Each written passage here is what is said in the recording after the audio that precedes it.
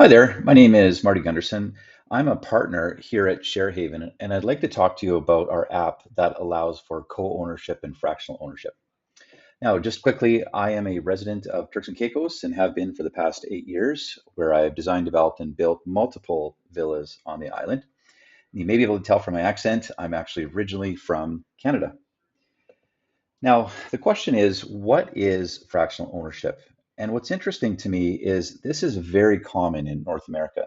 There are thousands of fractional structures of real estate in US and Canada, but it really hasn't taken off a whole lot in Turks and Caicos. What's interesting is the fractional ordinance was actually started in 2013. So this has been around legally for over 10 years, but really hasn't taken off, probably for a couple reasons that I'll address later. Now, effectively, fractional ownership or co-ownership is multiple equity owners of the same property. So that means that people have the right and usage of the property that other people do. And just like this pie chart, you can see that there's going to be multiple people. You could own, in this case, you could own a quarter, maybe you have two quarters or three quarters, and that's how it would be structured. Now, what's important to know is that there can be a corporate fractional ownership structure or a titled fractional ownership structure. Let me explain the difference. So in a corporate fraction, what would happen is the property would be owned by a corporation, and in Turks and Caicos, that would be a Turks and Caicos company. And then there would be multiple shareholders of that corporation that would have rights to that property. And so the shareholders would have the rights and they would stay at that property. So there's one title, but a corporation that has multiple shareholders. A titled arrangement is a little different, where you actually have multiple titles of the same property.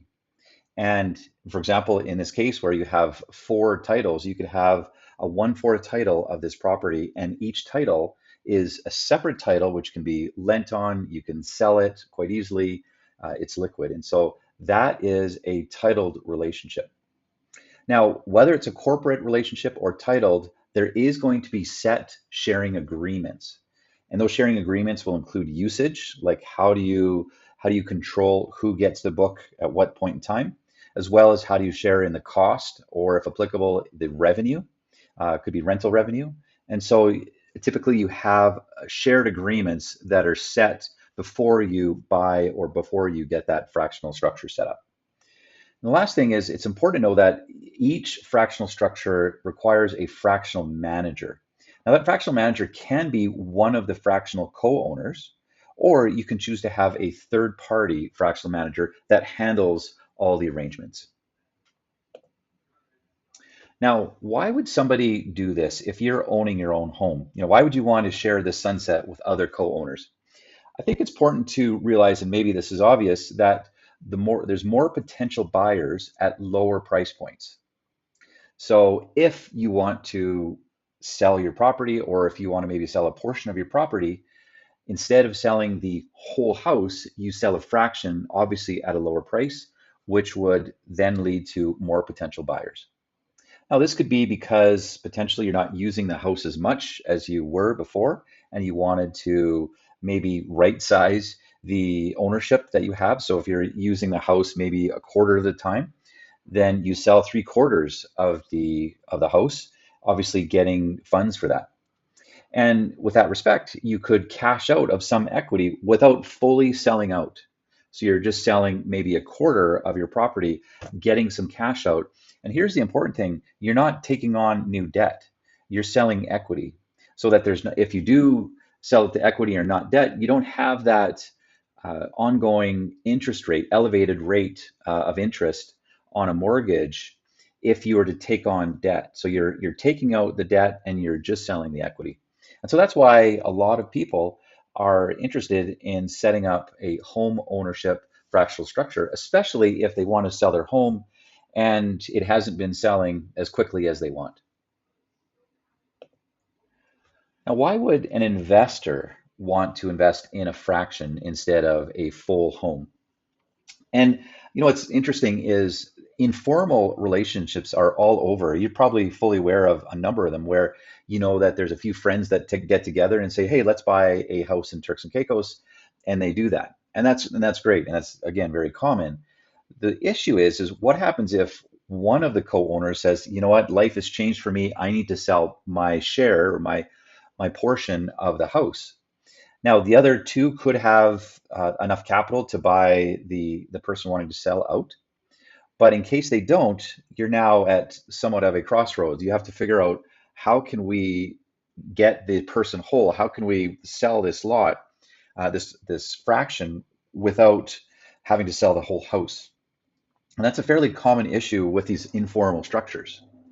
And if you do fractionalize, for example, if you have three separate titles, one of them can actually simply just sell their title to a new market. You have a realtor that sells your title, your one third fraction, and then you're out. Obviously, there has to be a sharing agreement, which presumably there already would be, and so that's a little bit more attractive because it's easy to get out. Now, the other reason is why it's maybe attractive for investors is it's a smaller investment. So you don't have to put as much money in to buy a whole house. You just have to buy a fraction of the house. And you're sharing the risk. So if expenses are increasing, you're sharing that load, you're sharing that risk, which I think is important.